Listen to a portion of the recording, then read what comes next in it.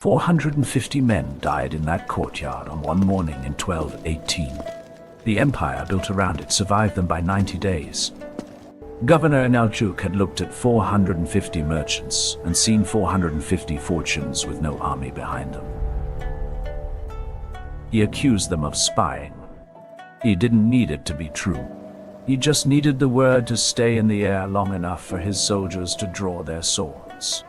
By the time the dust settled, every merchant was dead, and the silk they had carried across a desert was already being sorted. Governor Enraged never once looked back. The man who sent those merchants was reading what had been done with them. His name was Genghis Khan, and he had never once lost a war. Shah Muhammad ruled territory from the Caspian Sea to Afghanistan, with an army that numbered in the hundreds of thousands. He had never once looked down from his throne to understand what was actually holding all of it up. He had scattered his soldiers across dozens of separate cities. Each garrison was too small to stop a real attack and too isolated to reinforce anyone else. He called this a defensive strategy. The men holding his empire together despised him. He had taxed the same provinces 3 times in a single year. The loyalty that should have held everything together had been quietly draining away for years. Even Shah Muhammad's mother, Turkan Khatun, ran a rival court inside his palace, issuing orders to his generals behind his back. He sat on the most powerful throne in the Islamic world, and it was already hollow underneath him. His generals had warned him about everything that was coming. Shah Muhammad heard every word and changed nothing. This army had already broken the Jin dynasty of China. It had already shattered every kingdom that had ever faced it, and every one of those kingdoms had stopped existing afterward. And yet, when Genghis Khan looked west at Persia, he chose trade over war. He sent merchants across that border carrying a letter that asked for one thing, and that one thing was peace. 450 men crossed that desert trusting that a letter with a seal on it meant something. Governor Enraged was already watching them from the walls, and he was already counting. When the news about Otrar arrived, Genghis Khan sat in his tent and said nothing. His generals stood outside in the cold and waited. Not one of them knocked. Genghis Khan tried the diplomatic route first. He sent 3 ambassadors to Shah Muhammad's palace with one demand. Hand over Governor Enraged now, and this ends here. Shah Muhammad looked down at those ambassadors and threw every piece of useful information he had ever been given away in a single moment. He executed the lead ambassador and mutilated the other 2. He sealed their remains in a box and sent it back across the border with his royal seal pressed into the wax. He wanted Genghis Khan to know exactly who had sent the answer. The man who received that box had never been given an answer like it before. He stood outside his tent, looking west until the light was gone. His generals stood behind him and waited, and nobody said a word. That night the forges ran until dawn. By morning, every commander in the Mongol army had his orders. Every order had been designed around how Shah Muhammad had positioned his defenses. 3 armies crossed the border at once, moving in 3 different directions. Every isolated Khwarazmian garrison was now facing its own private invasion with no way to warn the others. Shah Muhammad had promised relief to every garrison in the path of the invasion. The night before it arrived, Shah Muhammad put on a plain cloak and rode out through Samarkand's rear gate in the dark. He left his garrison in position without telling them he was gone. He chose himself over every man who trusted him, and every one of those men would spend the next several months paying for it. The men Shah Muhammad had left behind understood what the silence meant.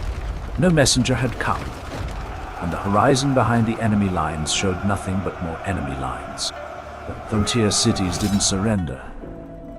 They were too abandoned and too proud for that. They stood in their gates and made Genghis Khan's soldiers earn every single step. Genghis Khan gave Otrar a dedicated siege force with one specific instruction: bring Governor Enraged out alive, no matter how long it takes. The bombardment ran without pause for 5 months straight. The walls absorbed it, and the people behind the walls absorbed everything the walls couldn't. By the 3rd month, the food was gone, and soldiers were eating leather from their own armor. Governor Inalcook had bought his people 5 months of dying slowly, built on 1 morning's worth of greed. After 5 months, the outer wall broke. The soldiers who poured through that gap knew exactly who they were looking for. The street fighting that followed showed every man inside knew it too. Governor Inalcook made his final stand on the roof of the citadel he had once issued orders from. The burning city in every direction below him was entirely his work, built from 1 morning's decision in that courtyard. Genghis Khan's soldiers poured molten silver into Governor Inalcook's eyes and ears in the same courtyard where he had ordered the merchants killed. The location was completely deliberate, and the method was exact. Bukhara's garrison fought the way every abandoned garrison fights, making Genghis Khan's soldiers earn the city. Then it burned the same way every other city burned, because Shah Muhammad had left them all with the same impossible numbers. Genghis Khan climbed the steps of Bukhara's great mosque and told the survivors exactly why this had happened.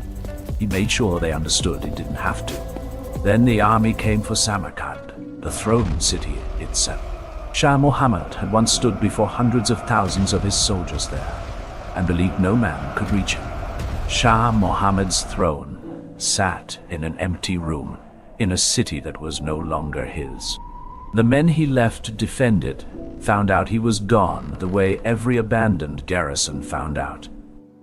They heard the walls start coming down. Nishapur burned next, then Merv burned, then Urgench. Each one fell in exactly the order Genghis Khan had planned. Shah Muhammad had been running for weeks. Every city he rode toward was either already burning or days from burning. Every ally he reached for had quietly decided that sheltering him was worth less than surviving without him. Genghis Khan sent Yoki and an elite detachment after Shah Muhammad. Stay alert. Their orders were not to catch him quickly, but to make sure he never stopped long enough to start again. Yoki's pursuit succeeded on every count. He sat by a dying fire in the wilderness with the last few men who hadn't abandoned him yet. He had once raised taxes 3 times in a year and waved away every general who warned him.